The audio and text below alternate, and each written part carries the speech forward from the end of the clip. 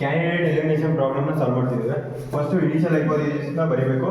ಇದಕ್ಕೆ ಜನರಿಕ್ ಮತ್ತು ಸ್ಪೆಸಿಫಿಕ್ ಹೈಪೋಥಿಸಿಸ್ನ ಬರಿತೀವಿ. ಇದು ಅಡ್ವಾನ್ಸ್ ಪ್ರಾಬ್ಲಮ್ಮು ಯಾವುದು ಫೈಂಡೆಸ್ದು ಮಾಡಿಟ್ಟು ಇದು ಫಸ್ಟು ಇನಿಷಿಯಲಿ ಜನರಿಕ್ ಮತ್ತು specific hypothesis.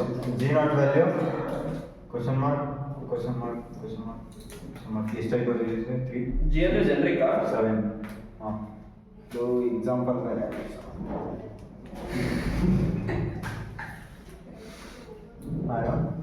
Next specific hypothesis 5 6 6 first instance 1 ಇದು ಎಸ್ ನಾಟ್ ಅಂದರೆ ಅದೇ ಎಸ್ ನಾಟ್ ಅಂದರೆ ಹೈಪೋಥಿಸಿಸ್. ಇದು ಅದರಲ್ಲಿ ಒಂದೇ ಹೈಪೋಥಿಸಿಸ್ ಕನ್ಸಿಡರ್ ಮಾಡಿತು, ಅಂದರೆ ಸ್ಪೆಸಿಫಿಕ್ ಹೈಪೋಥಿಸಿಸ್ನ ಕನ್ಸಿಡರ್ ಮಾಡಿತು. ಇದರಲ್ಲಿ ಜನರಿಕ್ ಮತ್ತು ಸ್ಪೆಸಿಫಿಕ್ ಎರಡೂ ಕನ್ಸಿಡರ್ ಮಾಡಿದ್ದು. ಫಸ್ಟು ಇನಿಷಿಯಲಿ ಫಸ್ಟ್ ಹೈಪೋಥಿಸಿಸ್ ಏನಾಗುತ್ತೆ ಪಾಸಿಟಿವ್, ಅಂದರೆ ಎಸ್ ಇದೆ ಅದಕ್ಕೆ ಪಾಸಿಟಿವ್ ಫಸ್ಟು. ಆಗ ಎಸ್ ನಾಟ್ ವ್ಯಾಲ್ಯೂ ಏನಾಗುತ್ತೆ, ಇದು ಪಾಸಿಟಿವ್ ಇದ್ದರೆ ಎಸ್ ನಾಟ್ ವ್ಯಾಲ್ಯೂ ಚೇಂಜ್ ಆಗುತ್ತೆ. ಪಾಸಿಟಿವ್ ಇದ್ದರೆ ಎಸ್ ನಾಟ್ ವ್ಯಾಲ್ಯೂ ಅಪ್ಡೇಟ್ ಮಾಡಬೇಕು, ನೆಗೆಟಿವ್ ಇದ್ದರೆ G0 ವ್ಯಾಲ್ಯೂ ಅಪ್ಡೇಟ್ ಮಾಡಬೇಕು. ಅರ್ಥ ಆಗಲಿಲ್ಲ? ನೆಗೆಟಿವ್ ಪಾಸಿಟಿವ್ ಎರಡು ಬರುತ್ತೆ ಅಲ್ಲ, ಸ್ಟಾರ್ಟಿಂಗ್ ನೆಗೆಟಿವ್ ಬಂದರೆ ಅದಕ್ಕೂ ಹೇಳ್ತೀನಿ. ಈಗ ನಾವು ಎರಡು ಹೈಪೋಥಿಸಿಸ್ನ ಕನ್ಸಿಡರ್ ಮಾಡಬೇಕು. ಎರಡು ಹೈಪೋಥಿಸಿಸ್ನ ಕನ್ಸಿಡರ್ ಮಾಡಬೇಕು. ಫಸ್ಟ್ ಎಸ್ ನಾಟ್ ಅಂದರೆ ಪಾಸಿಟಿವ್ ಇದ್ದರೆ ಎಸ್ ನಾಟ್ ವ್ಯಾಲ್ಯೂನ ಅಪ್ಡೇಟ್ ಮಾಡಬೇಕು, ನೆಗೆಟಿವ್ ಬಂದರೆ G0 ವ್ಯಾಲ್ಯೂ. S1 ಅಂದರೆ S1 ವ್ಯಾಲ್ಯೂ ಅಪ್ಡೇಟ್ ಅಂದರೆ ಇನ್ಸ್ಟೆನ್ಸ್ ವ್ಯಾಲ್ಯೂ ಏನಿದೆ SW normal strong war same. Next G0 value ಏನಿರುತ್ತೆ ಸೇಮ್ ಆ್ಯಸ್ ಇಟ್ ಈಸ್, ಅಂದರೆ ಏನೇ ವ್ಯಾಲ್ಯೂ ಕೊಟ್ಟರು ಅಕ್ಸೆಪ್ಟ್ ಆಗುತ್ತೆ. ಜೀವನ ತಗೋಬೇಕಂಗಿಲ್ಲ. ನೆಗೆಟಿವ್ ಇಲ್ವಲ್ಲ ಅದಕ್ಕೆ. ನೆಗೆಟಿವ್ ಇಲ್ವಲ್ಲ ಅದಕ್ಕೆ. ಓಕೆ, ಏನು ಬಂದರೆ ಎಕ್ಸೆಪ್ಟ್. ಅಂದರೆ ಒಂದೇ ಇನ್ಸ್ಟೆನ್ಸ್ನ ಕನ್ಸಿಡರ್ ಮಾಡ್ತಿರೋದು, ನಮಗೆ ಆ ಇನ್ಸ್ಟೆನ್ಸು ಏನು ಅಕ್ಸೆಪ್ಟ್ ಆಗಬೇಕು. ಅದಕ್ಕೆ ಕ್ವಶನ್ ಮಾರ್ಕ್ ಕೊಟ್ಟರೆ ಅಕ್ಸೆಪ್ಟ್ ಆಗುತ್ತೆ. ಬರೀ ಇಷ್ಟೇ ಇನ್ಸ್ಟೆನ್ಸ್ ಅಲ್ವಾ, ಈ ಕ್ವಶನ್ ಮಾರ್ಕಿಗೆ ಸನ್ನಿ ಕೊಡ್ತೀಯಾ, ಇದಕ್ಕೆ warm normal strong warm same ಅಲ್ಲಿರೋ ಬರ್ಕೊಡಲ್ಲ. ಆಮೇಲೆ ಏನು ಬೇಕಾದ್ರೂ ಬರಲಿ ಅಂತ ಸ್ಟಾರ್ಟಿಂಗಲ್ಲಿ G1 ಮಾತ್ರ, ಅಂದರೆ ಎಲ್ಲದಕ್ಕೂ ಚೆಕ್ ಮಾಡ್ತಿಲ್ಲ ನಾವು, G1ಗೆ ಮಾತ್ರ. G2 ಕನ್ಸಿಡರ್ ಮಾಡಿದರೆ G1 G2 ಎರಡಕ್ಕೂ ಅಕ್ಸೆಪ್ಟ್ ಆಗಬೇಕದು. ಹಂಗೆ ಅಕ್ಸೆಪ್ಟ್ ಆಗಂಗೆ ಕ್ವಶನ್ ಮಾರ್ಕ್ ಬರೀಬೇಕು.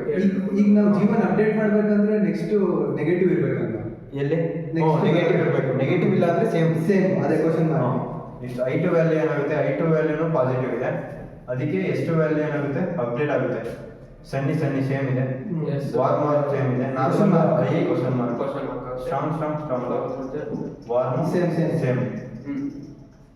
G2 value as it is same ಏನಿದೆ ಅದೇ, ಯಾಕಂದರೆ ಏನೇ ಆದರೂ ಅಕ್ಸೆಪ್ಟ್ ಆಗುತ್ತೆ, ಏನು ಅಕ್ಸೆಪ್ಟ್ ಆದ್ರೂ ಎಸ್ ಬರುತ್ತೆ, ಅಂದರೆ ಇನ್ಸ್ಟೆನ್ಸ್ ಪಾಸಿಟಿವ್ ಆಗುತ್ತೆ. ಹೈಪೋಥಿಸಿಸ್ ಅಂದರೆ ಕ್ವಶನ್ ಮಾರ್ಕ್ ಈ ಕ್ವಶನ್ ಮಾರ್ಕಿಗೆ ಸನ್ನಿ ಕೊಡ್ತೀಯ. ಮತ್ತೆ ಇದಕ್ಕೆ ಹಾರ್ಡ್ ಸ್ಟ್ರಾಂಗ್ ವಾರ್ಮ್ ಸೇಮ್ ಕೊಟ್ರೆ ಎಸ್ ಎಲ್ಲ. G ಅಂದ್ರೆ ಇದು ಬಂದ್ರೆ ಎಕ್ಸೆಪ್ಟ್ ಆಗಲ್ಲ ಅಂತ ಅಲ್ಲಿ ತೋರಿಸ್ತಾ ಇರೋದು. G ಅಂದ್ರೆ ಇದನ್ನ ಬರ್ತಿದ್ಯಲ್ಲ, ಈ G ಬರೆಯೋದು ಇದು ಅಕ್ಸೆಪ್ಟ್ ಆಗಂಗೆ. ಅಂದರೆ ಯಾವ ಥರ ಈಗ G ಬರೋದು, ಈಗ ನಮಗೆ ಅಲ್ಲಿ ಮಿಸ್ ಆಗಿ ಈಗ ಇದು ಬಂತು W ಬಂದು C ಇದೆ ಆಗ ಎಲ್ಲಿ W ಬಂದು C ಅಲ್ಲಿ ಟೆಂಪಲ್ ಇದು ಡಿಫರ್ ಆಗೋದು ಯಾವಾಗ, ಇಲ್ಲಿ ನೆಗೆಟಿವ್ ಮಾತ್ರ, ಈ ವ್ಯಾಲ್ಯೂ ಬಂದಾಗ ಮಾತ್ರ ಇಲ್ಲಿ ಚೇಂಜ್ ಆಗೋದು. ಅದು ನೆಗೆಟಿವ್ ಬಂದಾಗ ವ್ಯಾಲ್ಯೂ ಬಂದಾಗ ನೆಗೆಟಿವ್ ಬರುತ್ತೆ ಅಂತ ಹೇಳ್ತಿರೋದು. ಅರ್ಥ ಆಗಲಿಲ್ಲ? ಈಗ ನೆಗೆಟಿವ್ ಬಂದಾಗ G ವ್ಯಾಲ್ಯೂನ ನೀನು ಅಪ್ಡೇಟ್ ಮಾಡಬೇಕು question mark. Next I3 value, I3 instance 3 ಏನಾಗುತ್ತೆ ನೆಗೆಟಿವ್ ಆಗುತ್ತೆ. ಇನ್ಸ್ಟೆನ್ಸ್ 3 ನೆಗೆಟಿವ್ ಆದಾಗ S3 ವ್ಯಾಲ್ಯೂ ಏನಿರುತ್ತೆ, ಎಷ್ಟು ವ್ಯಾಲ್ಯೂ ಏನಿರುತ್ತೆ ಅದೇ, ಅಂದರೆ ಎಷ್ಟು ಅಂದರೆ ವ್ಯಾಲ್ಯೂ ಏನಾಗುತ್ತೆ ಎಸ್ ಅಪ್ಡೇಟ್ ಮಾಡಬಾರ್ದು. W S. ನೆಕ್ಸ್ಟು G3 ಎಷ್ಟು ಬರ್ಕೊಡು ಮೇಲೆ S3 ಎಷ್ಟು. ನೆಕ್ಸ್ಟ್ G3 ಅಂದರೆ ಜನರಿಕ್ ವ್ಯಾಲ್ಯೂ ಡಿಫರ್ ಆಗುತ್ತೆ. ಯಾಕಂದರೆ ಈ ಕ್ವಶನ್ ಮಾರ್ಕು ಈ ಸನ್ನಿನ ಕರೆಕ್ಟಾಗಿ ಮಾಡೋಕೆ ಗೊತ್ತಿಲ್ಲ. ಅಲ್ಲಿ ಹೇಳು ವಿಡಿಯೋದಲ್ಲಿ ದೇರ್ ವಾಸ್ ಸ್ಲೈಟ್ ಪ್ರಾಬ್ಲಮ್. ಏನು ಪ್ರಾಬ್ಲಮ್ ಇಲ್ಲ, ಇದು ರೈನಿ ಅಷ್ಟೇ. ಹೇಳ ಈ ವಿಡಿಯೋ ಅರ್ಧ ಗಂಟೆ ಜಿದ್ರಿ ವ್ಯಾಲ್ಯೂ ಜನರಿಕ್ ಹೈಪೋಥೆಸಿಸ್ ಯಾವ ಥರ ಬರೀಬೋದು ಅಂದರೆ, ಈಗ ಇವೆರಡು ವ್ಯಾಲ್ಯೂ ಸೇಮ್ ಇದ್ದು ಇದು ಚೇಂಜ್ ಇದ್ರೆ ಅದಕ್ಕೆ ಜನರಿಕ್ ಹೈಪೋಥೆಸಿಸ್ ಬರೀಬೇಕು. ಓಕೆ, ಅದಕ್ಕೆ ಜಿ ಬರಬೇಕು. ಈಗ ಇವೆರಡು ಏನಾದರೂ ಡಿಫ್ರೆಂಟ್ ಇದ್ರೆ ಅದಕ್ಕೆ ಬರೆಯೋಂಗಿಲ್ಲ ಜನರಿಕ್ ಹೈಪೋಥೆಸಿಸ್. ಈಗ ಜಿ ಈ ರೋ ಬಂದಿದೆ, ಆ ರೋ ಮೇಲ್ಗಡೆ ಎರಡರೂ ನೋಡ್ತೀವಿ. ಈ ರೋ ಈಗ ಜನರಿಕ್ ಹೈಪೋಥೆಸಿಸ್ ಬರೆದಾಗ ಇವು ಮೂರು ಅಕ್ಸೆಪ್ಟ್ ಆಗಬೇಕು, ಇವು ಮೂರು ಅಕ್ಸೆಪ್ಟ್ ಆಗಬೇಕು. ಅಂದ್ರೆ ಇಲ್ಲಿ ಏನ್ ಬರೀತ್ಯಾ, ಆಗ ಅದರಲ್ಲಿ ಕೊಡ್ತೀಯಲ್ಲ, ಇದು ಈ ವ್ಯಾಲ್ಯೂ ಏನ್ ಕೊಡ್ತೀಯಾ ಅದು ಕೊಟ್ಟಾಗ ನೋ ಆಗ್ಬೇಕು. ಜನರಿಕ್ ನೆಗೆಟಿವ್ ಬಂದ್ರೆ ಬರೀತಿರ್ತಾನೆ. ಹ್ಮ್. ಆ ರೋ ಅಂದ್ರೆ ಮೇಲ್ಗಡೆ ಯಾವ ಜನರಿಕ್ ಬರೀತೀಯಲ್ಲ ಆ ಬರೆಯೋದು ಅಕ್ಸೆಪ್ಟ್ ಆಗಬೇಕು, ಅಕ್ಸೆಪ್ಟ್ ಆಗಿ ಬರಿಬೇಕು. ಬರೀ ಎರಡು ಕನ್ಸಿಡರ್ ಮಾಡ್ತೀವಲ್ಲ, ಮೇಲ್ಗಡೆ ಇನ್ನೊಂದು ಇದ್ದಿದ್ರೆ ಮೂರ್ನು ಎಷ್ಟಿರುತ್ತೆ ಮೇಲ್ಗಡೆ ಎಷ್ಟಿರುತ್ತೆ ಅಷ್ಟೆಲ್ಲ ಕನ್ಸಿಡರ್ ಮಾಡಿ, ಕೆಳಗಡೆ ಮಾತ್ರ ಕನ್ಸಿಡರ್ ಮಾಡಂಗಿಲ್ಲ. ಬರೀ ಲಾಸ್ಟ್ ಎಂಡ್ ಅಲ್ಲ. ಅಷ್ಟೇ, ಲಾಸ್ಟ್ ಎರಡಲ್ಲ, ಮೇಲ್ಗಡೆ ಇಲ್ಲ. ಮೇಲ್ಗಡೆ ಏನೇನಿರುತ್ತೆ ಅದರಲ್ಲಿ ಯಾವ್ದು ಎಷ್ಟು ಬಂದಿರುತ್ತೆ ಆ ಪಾಸಿಬಿಲಿಟೀಸ್ ಏನೇನಿದೆ ಅದಕ್ಕೆ ಜನರಿಗೆ ಬರೆಯೋದು. ಈಗ ಎಸ್ ಎಸ್ ಅಂತ ಇದೆ ಮೇಲ್ಗಡೆ, ಫಸ್ಟ್ ಅಲ್ಲಿ ಎಸ್ ಎಸ್ ರೈನಿ ಅಂತ ಇದೆ, ಸನಿ ಸನಿ ರೈನಿ. ಮೇಲ್ಗಡೆ ಮತ್ತೆ ರೈನಿ ಇತ್ತು, ಆಗ ಮಾತ್ರ ಏನಿತ್ತಾ ಫಸ್ಟ್ ಇನ್ನೊಂದು ರೋ ಇತ್ತು ಅಂತ ಸುಮ್ಮನೆ ರೈನಿ ಇದೆಯಲ್ಲ, ರೈನಿ ಸನಿ ಸನಿ ರೈನಿ. ಈಗ ರೈನ್ ಇತ್ತು, ಅದಕ್ಕೆ ಎಂಜಾಯ್ ಸ್ಪೋರ್ಟ್ಸ್ ಏನಿತ್ತು, ಎಸ್ ಇತ್ತ ನೋ ಇತ್ತ? ಎಸ್ ಇತ್ತು. ಎಸ್ ಇತ್ತ. ಈಗ ರೈನಿ ಅಂತ ಕನ್ಸಿಡರ್ ಮಾಡಿದೆ, ಸನ್ನಿ ಸನ್ನಿ ರೈನಿ ಆಯ್ತಾ. ಈಗ ಇದಕ್ಕೆ ನೋ ಇರುತ್ತೆ, ಇದಕ್ಕೆ ಎಸ್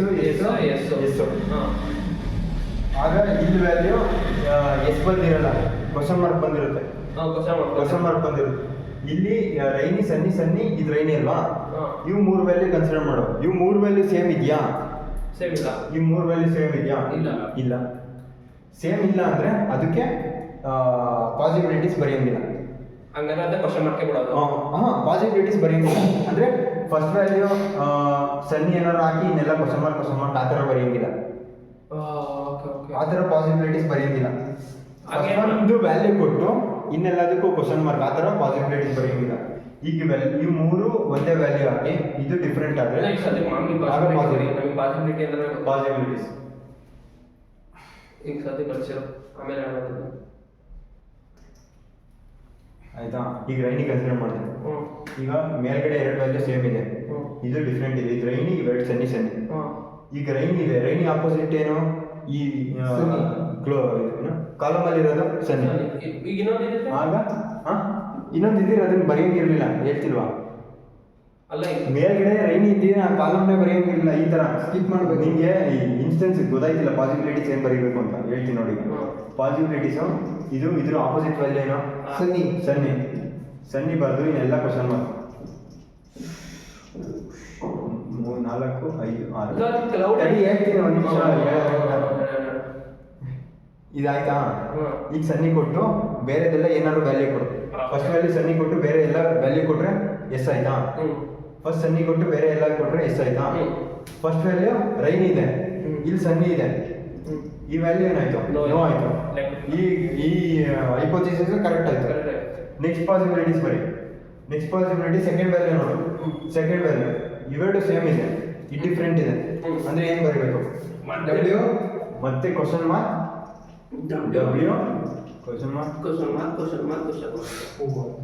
ಈ ತರ. ಈಗ ನೋಡು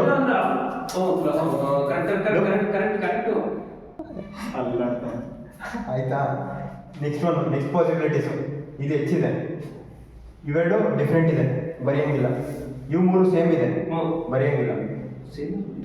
ಇವು ಮೂರು ಸೇಮ್ ಇದೆ, ಬರೆಯಂಗಿಲ್ಲ. ಇವೆರಡು ಸೇಮ್ ಇದೆ, ಡಿಫ್ರೆಂಟ್ ಇದೆ, ಬರೀಬೇಕು. ಇದಕ್ಕೆ ಅಂದ್ರೆ ಚೇಂಜು ಕ್ವಶನ್ ಮಾರ್ಕ್ ಎಲ್ಲಿ ಚೇಂಜಸ್ ಆಗುತ್ತೆ? ಅಲ್ಲಿ ಇನ್ನೊಂದಾ? ಹೀಗೆ ಎಸ್. ಓಕೆ, ಇದು ಜನರಿಕ್ ಹೈಪೋಥೆಸಿಸ್ ಆಯ್ತಾ. ಇದು ನೋಡು, ಇವು ಮೂರು ವ್ಯಾಲ್ಯೂನೂ ಇವು ಮೂರಕ್ಕೂ ಕನ್ಸಿಡರ್ ಮಾಡಿ. ಈಗ ಫಸ್ಟ್ ವ್ಯಾಲ್ಯೂ ಸನ್ನಿ ಕೊಟ್ಟು ಇನ್ನೆಲ್ಲ ಏನಾದರೂ ಕೊಡು. ಫಸ್ಟ್ ವ್ಯಾಲ್ಯೂ ಸನ್ನಿ ಕೊಟ್ಟು ಇನ್ನೆಲ್ಲಾದ್ರೂ ಇದರಲ್ಲಿ ಇರೋ ವ್ಯಾಲ್ಯೂನೇ ಕೊಟ್ಟರೆ ಎಸ್ ಆಗುತ್ತೆ. ಯಾಕಂದ್ರೆ ಇಲ್ಲಿ ರೈನ್ ಇದೆ first value. Next second value warm ಅಂತ ಕೊಡು. ಇನ್ನು ಫಸ್ಟು ಮತ್ತೆ ಲಾಸ್ಟ್ ವ್ಯಾಲ್ಯೂ ಏನಾದರೂ ಕೊಡು. ಸೆಕೆಂಡ್ ವ್ಯಾಲ್ಯೂ ವಾರ್ಮ್ ಕೊಟ್ಟೆ ಅಂತ ಬರೀ ರೆಡ್ ಮಾತ್ರ ಅಕ್ಸೆಪ್ಟ್ ಆಗುತ್ತೆ. ನಮಗೆ ಅದೇ ಬೇಕಿರೋದು. ಇಲ್ಲಿ ಏನು ಎಸ್ ಇರುತ್ತೆ ಅದು ಇಲ್ಲಿ ಅಕ್ಸೆಪ್ಟ್ ಆಗಬೇಕು. Okay. Next last value S ಕೊಡು. ಈ ವ್ಯಾಲ್ಯೂ ಎಸ್ ಕೊಡು, ಇವೆರಡು ಎಕ್ಸೆಪ್ಟ್ ಆಗುತ್ತೆ, ಇದಾಗಲ್ಲ. ಇದ್ರ ವ್ಯಾಲ್ಯೂ ನೋ, ಜನರಿಗೆ ಕರೆಕ್ಟ್ ಆಗಿದೆ ಅಂತ. ಜನರಿಗೆ ಕರೆಕ್ಟ್ ಆಗಿದೆ ಅಂತ. ನೆಕ್ಸ್ಟ್ i4ಗೆ ಫೈಂಡ್ ಪಾಸ್ ಮಾಡು.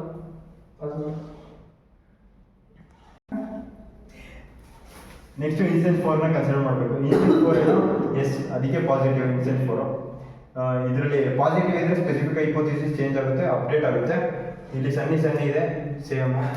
ನೆಕ್ಸ್ಟ್ ವಾರ್ಮ್ ಸೇಮ್, ಎಚ್ ಮತ್ತೆ ಕ್ವಶನ್ ಮಾರ್ಕ್ ಸ್ಟ್ರಾಂಗ್. ನೆಕ್ಸ್ಟ್ ಇಲ್ಲಿ ವಾರ್ಮ್ ಇದೆ, ಇಲ್ಲಿ ಚೇಂಜ್ ಇದೆ, ಆಗ ಕ್ವಶನ್ ಮಾರ್ಕ್ ಆಗುತ್ತೆ. ಇಲ್ಲಿ ಎಸ್ ಇದೆ, ಇಲ್ಲಿ ಚೇಂಜ್ ಇದೆ, ಇಲ್ಲಿ question mark. Next generic hypothesis change ಆಗಲ್ಲ, ಬಟ್ ಚೆಕ್ ಮಾಡಬೇಕು. ಅದು ಚೆಕ್ ಮಾಡಿ ಅದರಲ್ಲಿ ಎಸ್ ಅಂತ ಕೊಡ್ತೀಯ. ಈ 4 ಚೆಕ್ ಮಾಡೋದು. ಫಸ್ಟ್ ವ್ಯಾಲ್ಯೂ ಸನ್ನಿ ಆಗಿ ಇನ್ನೆಲ್ಲ ಏನಾದರೂ ಆದರೆ ಎಸ್ ಆಗುತ್ತಾ? ಎಸ್. ಆಮೇಲೆ ಮೇಲ್ಗಡೆ ಚೆಕ್ ಮಾಡಿದ್ವಿ, ಬರೀ ಒಂದೇ ಮಾತು ಚೆಕ್ ಮಾಡಿ ಆಗುತ್ತಾ ಅಂದರೆ ಅದನ್ನು ಬರೀಬೇಕು. ಎಸ್. ಈಗ ಆರ್ನ ನಾವು ಸನಿಯಾಗಿ ಕನ್ವರ್ಟ್ ಮಾಡಿದೀವಲ್ವಾ? ನೆಕ್ಸ್ಟ್ ಸೆಕೆಂಡ್ ವ್ಯಾಲ್ಯೂ ಡಬ್ಲ್ಯೂ ಕೊಟ್ಟು ಆಗುತ್ತೆ, ಇನ್ನೆಲ್ಲ ಬೇರೆ ಕೊಟ್ಟರೆ ಆಗುತ್ತಾ? ಆಗುತ್ತೆ.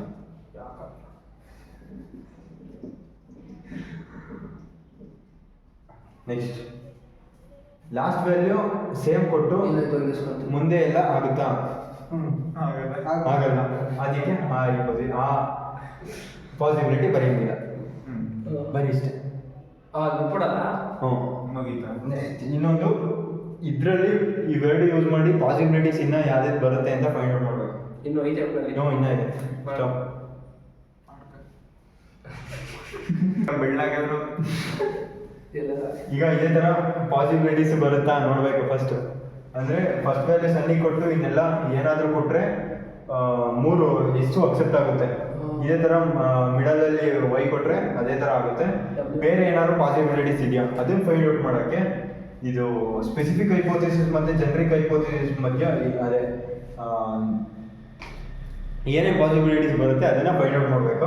ಯಾವ ತರ ಅಂದ್ರೆ ಈ ಬುಡ ಏನಾಗಲ್ಲ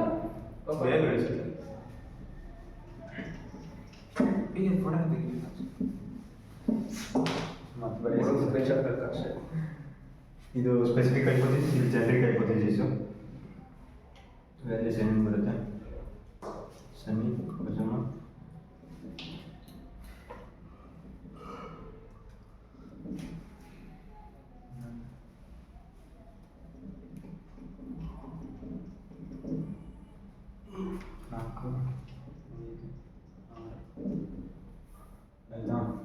first value sunny match ಆಯ್ತಿದೆಯಾ?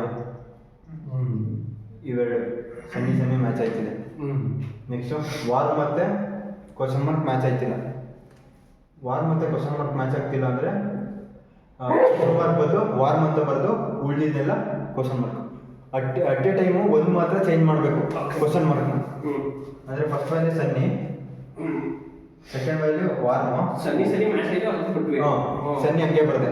Question mark ಮಾತ್ರ ಚೇಂಜ್, ಯಾವ್ದು ಚೇಂಜ್ ಮಾಡ್ತೀವಿ ಅದನ್ನ ಮಾತ್ರ ಒಂದು ಮಾತ್ರ ಚೇಂಜ್ ಮಾಡಬೇಕು. ಕ್ವಶನ್ ಮಾರ್ಕ್ ಬರೀಬೇಕು. ಆಮೇಲೆ ಇನ್ನೆಲ್ಲ ಕ್ವಶನ್ ಮಾರ್ಕ್. ಓಕೆ 1 2 3 4 ಆಯ್ತಾ? ಒಂದು ಪಾಸಿಬಿಲಿಟಿ ಆಯ್ತು. ನೆಕ್ಸ್ಟ್ ಕ್ವಶನ್ ಮಾರ್ಕ್ ಮ್ಯಾಚ್ ಆಯ್ತು. ಸ್ಟ್ರಾಂಗು ಕ್ವಶನ್ ಮಾರ್ಕ್ ಮ್ಯಾಚ್ ಆಯ್ತಿಲ್ಲ, ಅದಕ್ಕೆ ಇನ್ನೊಂದು ಬೇಕು. Question mark strong question mark ಆಯ್ತಾ? ಡಬ್ಲ್ಯೂ ಬರೆಯಲ್ವಾ? ಎಲ್ಲಿ ಅಲ್ಲಿ ಕ್ವಶನ್ ಮಾರ್ಕ್ನ ಅಟ್ ಎ ಟೈಮ್ ಅಷ್ಟೇ ಒಂದು ಚೇಂಜ್ ಮಾಡಾಯ್ತು. ಇದನ್ನ ಕನ್ಸಿಡರ್ ಮಾಡ್ತಿಲ್ಲ, ಕ್ಯಾರಿ ಮಾಡೋಂಗಿಲ್ಲ. ಇದನ್ನ ಕನ್ಸಿಡರ್ ಮಾಡ್ತಿಲ್ಲ. ಇದು ಮತ್ತೆ ಇದನ್ನ ಕಂಪೇರ್ ಮಾಡ್ತಿಲ್ಲ. ಇದೇ ಬೇರೆ ಆಯ್ತಾ? ಅಟ್ ಎ ಟೈಮ್ ಒಂದು ಕ್ವಶನ್ ಮಾರ್ಕ್ ಮಾತ್ರ ಚೇಂಜ್ ಮಾಡಬೇಕು. ಇದನ್ನು ಇಲ್ಲಿ ಬರ್ದಿದ್ರೆ at a time 2 question mark change ಮಾಡ್ದಂಗೆ ಆಗೋದು. ಇಲ್ಲ ಒಂದೇ ಇಲ್ಲ. ನೆಕ್ಸ್ಟ್ ಇದು ಪಾಸಿಬಿಲಿಟೀಸ್ ಆಯ್ತು. ನೆಕ್ಸ್ಟ್ ಇದು ಕನ್ಸಿಡರ್ ಮಾಡೋದು. ಹಾಂ, ಫಸ್ಟ್ ವ್ಯಾಲ್ಯೂ ಚೇಂಜ್ ಮಾಡೋದು. ಫಸ್ಟಿಗೆ ಎಸ್ ಡಬ್ಲ್ಯೂ ಕ್ವಶನ್ ಮಾರ್ಕ್ ಒಂದ್ಸತಿ ಬರ್ತಿದ್ದೀವಿ, ಇನ್ನೊಂದ್ಸತಿ ಬೇಡ. ಡೂಪ್ಲಿಕೇಟ್ ವ್ಯಾಲ್ಯೂ ಬೇಡ. ನೆಕ್ಸ್ಟ್ ವ್ಯಾಲ್ಯೂ ಏನಿದೆ? ಇಲ್ಲಿ ಸ್ಟ್ರಾಂಗ್ ಇದೆ. ಈಗ ಎಸ್ ನಾವು ಡಬ್ಲ್ಯೂ ಬಂದಿಲ್ಲ, ಡಬ್ಲ್ಯೂ ಬರ್ಕೋಬೇಕಾ? ಏನ ಹಾಗಾದ್ರೆ ಫಸ್ಟ್ ಚೇಂಜ್ ಮಾಡ್ತೀವಲ್ಲ, ಎಸ್ ಕೊಡ್ಕೊಂಡು ಕ್ವಶನ್ ಮಾರ್ಕ್ ಬರೆಯಂಗಿಲ್ವಾ? ಎಲ್ಲಿ ಇಲ್ಲಿ ಸ್ಟಾರ್ಟಿಂಗ್ ಇಲ್ಲಿ ಇದರಲ್ಲಿ ಕ್ವಶನ್ ಮಾರ್ಕ್ ಮತ್ತೆ ಎಷ್ಟು ಡಿಫ್ರೆನ್ಸ್ ಆಯ್ತಲ್ಲ ಈಗ ಡಬ್ಲ್ಯೂ ಏನಾಗಿ ಬರೀತೀಯ ಅಂತ ಕ್ವಶನ್ ಅಲ್ಲೇ ಇದೆ ಇದು ಕ್ವಶನ್ ಕ್ವಶನ್ ಅಲ್ಲೇ ಇದೆ ಇದು ಅಷ್ಟೇ ಕ್ವಶನ್ ಅಲ್ಲೇ ಇತ್ತು ಬರೀ ಕ್ವಶನ್ ಮಾರ್ಕ್ ನ ಮಾತ್ರ ಚೇಂಜ್ ಮಾಡ್ತೀರಾ ನೀವು ಈಗ ಹಂಗಾರೆ ಅಟ್ ಎ ಟೈಮ್ ಒಂದು ಮಾತ್ರ ಆಯ್ತು. ಇಲ್ಲಿ ಎಸ್ ಚೇಂಜ್ ಮಾಡ್ತೀಯಾ ಎಸ್ ಚೇಂಜ್ ಮಾಡಿದಾಗ ಈ ವ್ಯಾಲ್ಯೂಗೆ ಎಸ್ ಚೇಂಜ್ ಮಾಡ್ತೀಯಾಗ S W question mark question mark question mark ಈಗ ಸ್ಟಾರ್ಟಿಂಗ್ ಅಲ್ಲಿ ಹಂಗಾರೆ ಎಸ್ ಮತ್ತೆ ಇಲ್ಲೆಲ್ಲೋ ಸಿ ಇತ್ತು ಅಂತ ಎಲ್ಲೇ? ಇನ್ನೊಂದೆಲ್ಲ ಮಧ್ಯದೆಲ್ಲ ಇತ್ತು ಬೇರೆದು ಇಲ್ಲಿ ಆಗ ಅದು ಕ್ಯಾರಿ ಆಗಲ್ಲ ಎಲ್ ಸಿ ಈಗ ಅಲ್ಲಿ ಹೆಚ್ಚಿತ್ತು ಅಂತ ಎಲ್ಲ ಒಂದ್ ಕಡೆ. ಬೆಳ್ಳಿ ಟೀಚರ್ ಅಲ್ಲೇ ಹೆಚ್ಚಿತ್ತು ಇಲ್ಲಿ ಹೆಚ್ಚಿತ್ತು. ಹೆಚ್ಚಿತ್ತು ಎಸ್ ಕ್ವಶನ್ ಮಾರ್ಕ್ ಹೆಚ್ಚು ಡಾಶ್ ಡಾಶ್ ಹಾ. ಆಗ ಎಸ್ ಡಬ್ಲ್ಯೂ ಎಚ್ ಎಚ್ ಅಂತ ಬರೀತೈತೆ ಅಲ್ಲಿ ಇಲ್ಲಿ ಹೆಚ್ಚಾ ಇವಾಗ question ಅಲ್ಲಿ S question mark question mark ಹೆಚ್ಚು ಕ್ವಶನ್ ಮಾರ್ಕ್ ಹೆಚ್ಚು ಕ್ವಶನ್ ಮಾರ್ಕ್ ಹ್ಮ್ ಹಿಂಗಿತ್ತು ಹ್ಮ್. ಇದ್ರ ಈ ಹೈಪೋಥಿಸಿಸ್ ಏನಿದೆ ಅಂತ ಕನ್ಸಿಡರ್ ಮಾಡಿ ಅದಕ್ಕೆ ಈಗ ಫಸ್ಟ್ ಚೆಕ್ ಮಾಡ್ತೀವಿ ಆ ಹೈಪೋಥಿಸಿಸ್ ಏನೈತೆ ಹೇಳು ಈಗ ಎಸ್ ಈಗ ಡಬ್ಲ್ಯೂ ಬಂತು ಚೇಂಜ್ ಆಯ್ತಲ್ಲ ಆ ಹೈಪೋಥಿಸಿಸ್ ಏನ್ ಹೇಳ ಅದೇ ಕಡೆ ಮೇಲ್ಗಡೆ ಮೇಲ್ಗಡೆ ಆಗಿರೋದು ಇಲ್ಲಿ ನಾಲ್ಕು ಕ್ವಶನ್ ಮಾರ್ಕ್ ಆಯ್ತು ಅಯ್ಯೋ question mark question mark G4 ಇಂದ ಕನ್ಸಿಡರ್ ಮಾಡಿ ಹೇಳೋ ಈಗ. ಇದ್ರ ಜೊತೆ ಇದನ್ನ ಕಂಪೇರ್ ಮಾಡ್ತಿದ್ಯಾ ಹ್ಮ್. ಹಾ ಫಸ್ಟ್ ವ್ಯಾಲ್ಯೂ ಸೇಮ್ ಇದೆ ಸೆಕೆಂಡ್ ವ್ಯಾಲ್ಯೂ ಚೇಂಜ್ ಇದೆ ಡಬ್ಲ್ಯೂ ಡಬ್ಲ್ಯೂ ಇದೆ ಈಗ ಉಳಿದಿದ್ದಲ್ಲ ಈಗ ಎಸ್ ಡಬ್ಲ್ಯೂ H ಆಗ್ತಿದೀವ? ಅದನ್ನೇ ಕೇಳಿದ್ದು. ಕ್ವಶನ್ ಮಾರ್ಕ್ ಬರುತ್ತೆ ಅಷ್ಟೇ. ಇದ್ರಲ್ಲಿ ವ್ಯಾಲ್ಯೂ ಏನಿರುತ್ತೆ ಅದನ್ನ ಮಾತ್ರ ಬರೋದು